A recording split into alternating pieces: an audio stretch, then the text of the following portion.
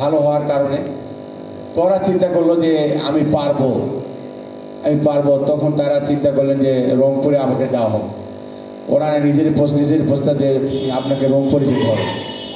তো আমার একটু সাহস বেশি, আসলে মানুষ সাহসে লক্ষ্যে এক সহজ আছে না। সাহস হলো একটা বিজনেসের বড় একটা দিক। তো এই সাহসটা ছিল আমার বেশি।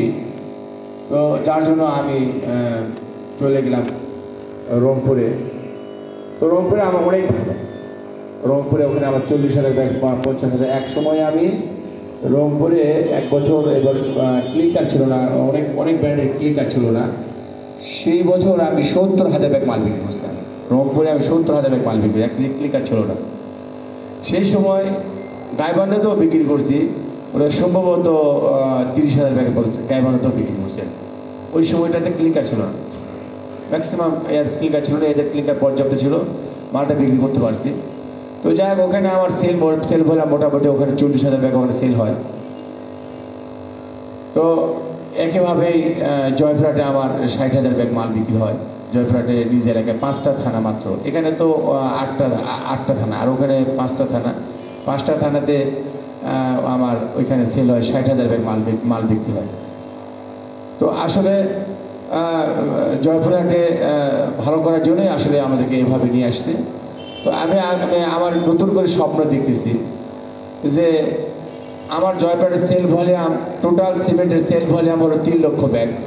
সেখানে যদি আমি সব ব্র্যান্ড মিলে 3 লক্ষ ব্যাগ সেল হয়, আমি সব ব্র্যান্ড মিলে আমি ওখানে বিক্রি করি 1 লক্ষের উপরে, 1,10,15 এরকম বিক্রি করি আমি সব ব্র্যান্ড।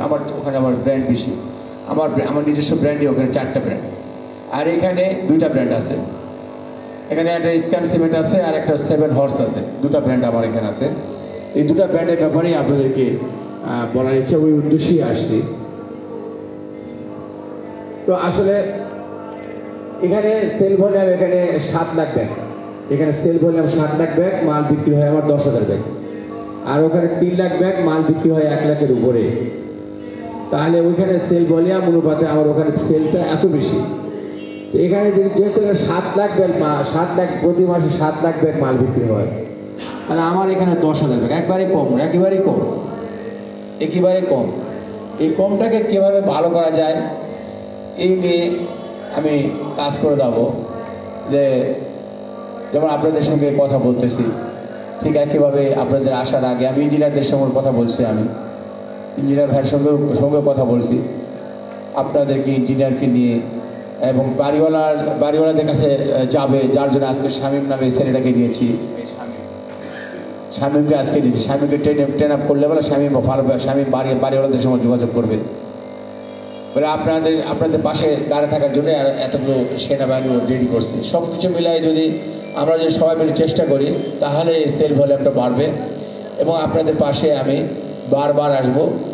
আপনাদের সুখ দুঃখের গল্পটাও আমি শুনবো, সুখ দুঃখের গল্প এটা মানে ব্যবসা ছোট থেকেই আমি আপনাদের সুখ দুঃখের গল্প আমি শুনে আসছি, যেটা আপনাদের গোবিন্দগঞ্জে হয় নাই। সুখ দুঃখের গল্প আমি শুনে আসছি। এই তো ইরানি একটা সিমেন্ট এরকম আত্মপ্রকাশ করেছে যে মিস্ত্রি ভাইরা যদি কোনো অ্যাক্সিডেন্ট হয়, যে ব্র্যান্ড নিয়ে কাজ করতেছে ওই ব্র্যান্ড অবস্থায় যদি এরকম ক্ষতিগ্রস্ত হয়, তাহলে তাকে তাৎক্ষণিকভাবে 1 লক্ষ টাকা দেওয়া হবে, পরে যদি হাত ভেঙে তাকে দেওয়া 50,000 টাকা দেওয়া হবে। এইভাবে বিভিন্ন রকম এগুলো করছে, কিন্তু আসলে এগুলো অ্যাডভার্টাইজ ছাড়াই এগুলো আমি করেই থাকি। এক ব্যক্তি আমার চোখের সামনে, এক ব্যক্তি এরকম ইলেকট্রিক শক করে তার উঠা দেখে ওই লাইন উপরে ভোল্টেজ, হাই ভোল্টেজের লাইন ছিল, ওই লাইনে রডটা লাগার সঙ্গে সঙ্গে স্পট ডেট হয়ে যায়। তো আমি তার পরিবারকে তাৎক্ষণিকভাবে আমি এত ভালো একটা সহযোগিতা করেছি, তার পুরো সংসার যেন চলে সে একটা ব্যবস্থা করছে, আর সংসার যেন ভালোভাবে চলে সঙ্গে একটা ব্যবস্থা করে দিয়েছেন। তো সেই সময় সকলেও তাদের চাহিদা ছিল যে পরিবারে কেউ নাই, এই পরিবার চলার জন্য একটা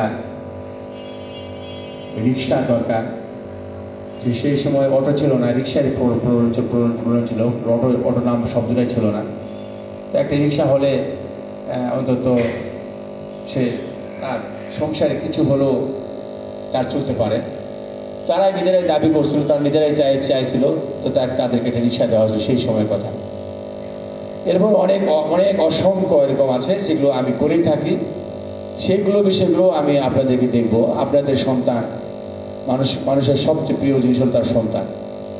এই সন্তান, যে সন্তানগুলো ট্যালেন্ট পুলে বৃত্তি পাবে, যারা তারা ট্যালেন্ট